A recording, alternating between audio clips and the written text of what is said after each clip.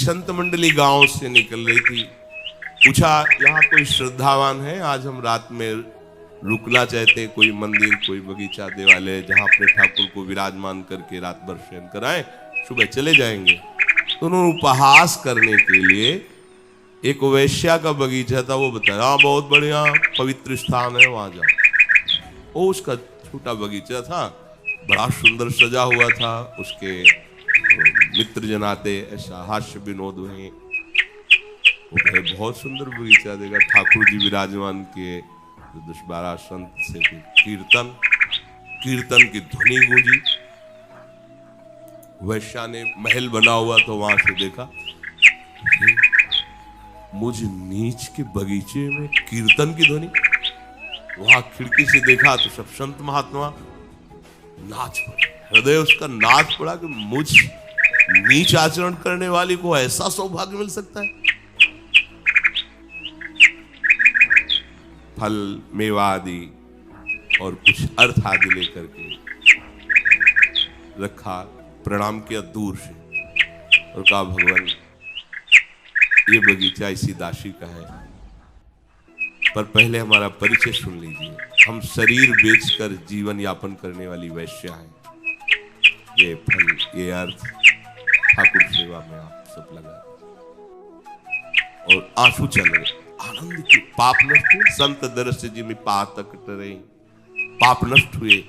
इतना शो यही है कि न जाने कब दया निधान किसका मंगल करने की सोच ले। जो संत में प्रधान मंडली के थे उन्होंने कहा तुम्हारा कुछ खा तो नहीं सकते, पर बेटी तुम्हारा परम मंगल का अवसर आ गया, क्योंकि हमारे ठाकुर तुम्हारे बगीचे में विराजमान हो गए और तुम भाव से ठाकुर जी के सामने लाए हो।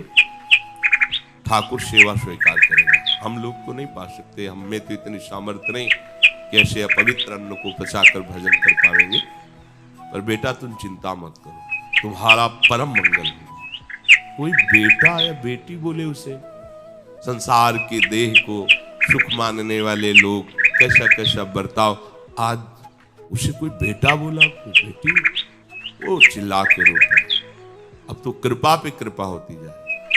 बोले ये भी धन उठाओ और जो तुम्हारे पास धन है उसको बेचो और ठाकुर जी के लिए एक मुकुट बनाओ हीरो से जटित, और रंगनाथ जी को ठाकुर उनका प्रभु वो स्वीकार करेंगे। हाँ हम प्रार्थना करेंगे, ये हम प्रार्थना करेंगे प्रभु से भी और निज सेवकों से भी। ठाकुर जी के साक्षात भाल पर तुम्हारी ये सब संपत्ति लग जाएगी, निहाल हो जाओगी।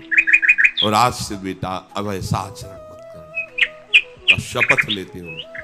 आज बंद देह व्यापार, बड़ी उमगन सब बेच करके। भगवान कैसे लीला विहारी है, इस दरबार में किसी का भी अपमान नहीं होता, कोई कैसा भी। वहां कुछ वार्ताएं हुई कि वो आचार्य कोटि के महापुरुष थे कि वैश्या भगवान की नहीं है, भगवान के तो सब जन है। भगवान ने आदेश किया कि सुदुराचारो भजते मामनन्य बाग, आपको मुकुट धारण करवाना होगा। वो लाएगी आप, मुकुट तैयार हो गया। संत सभा के सामने मुकुट लेकर थाल में नजदीक पहुंचने वाली थी, कदम रोक दिया। क्या हुआ बेटा? बोले प्रभु दुर्भाग्य साथ नहीं दे रहा। नहीं क्या हुआ क्या? बोले मासिक धर्म से युक्त हो गए। वैश्या ऊपर से मासिक धर्म से युक्त, हाथ में मुकुट, एकदम भगवत आवेश में बोला तू आगे बढ़। तो जो सेवक जन थे उन्होंने विरोध किया, नहीं धर्म के विरुद्ध है। तो उनका धर्म के विरुद्ध अगर है तो प्रमाण देंगे ठाकुर जी, अगर धर्म युक्त है तो ग्रीवा झुक जाएगी सरकार की और ये मुकुट पहनाएगी अपने हाथ से, और धर्म विरुद्ध है तो ग्रीवा नहीं झुकेगी।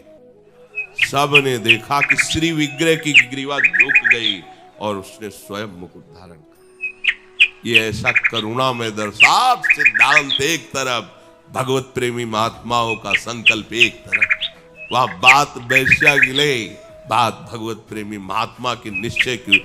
इस दरबार का दरबारी यदि मिल गया निहाल हो जाते। तभी महत संगस्त दुर्लभ हो, भगवत प्रेमी महात्माओं का संग दुर्लभ है।